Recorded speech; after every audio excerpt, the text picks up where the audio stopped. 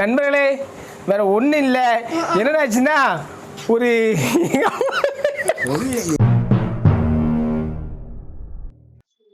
Day 9 of 100 days weight loss challenge.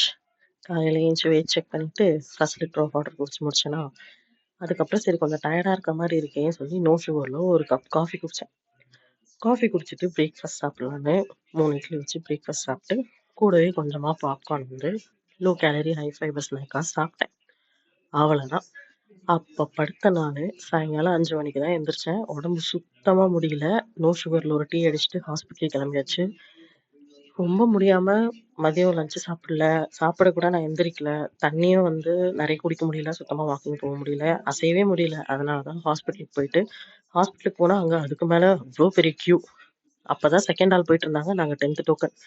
போயிட்டு ஒரு 2, 3 பாட்டில் ட்ரிப்ஸ ஏத்திட்டு, அதுக்கப்புறமா தான் எனக்கு வந்து கொஞ்சம் தெளிவாவே ஆச்சு. கொஞ்சம் ஏஞ்சி நடக்க முடிஞ்சுச்சு. இந்த வெயிட் லாஸ் சேலஞ்ச் ஸ்டார்ட் பண்ணேன். யாருக்கு என்ன பட்டுச்சுன்னு தெரியல. அப்புறம் வீட்டுக்கு வந்து டின்னர் சாப்பிட்டு முடிஞ்ச அளவுக்கு தண்ணி குடிக்கணுங்கிறதுக்காக ஒரு 2.5 லிட்டர்ஸ் தண்ணி குடிச்சிட்டு டேப்லெட்டை போட்டு படுத்துட்டேன் மக்களே. இதுக்கப்புறம் உடம்ப நீங்க தான் பார்த்துக்கணும். ரிசல்ட்டோட ப்ராக்ரஸ் ரொம்ப முக்கியம். கன்சிஸ்டண்டா இருங்க. பாய்.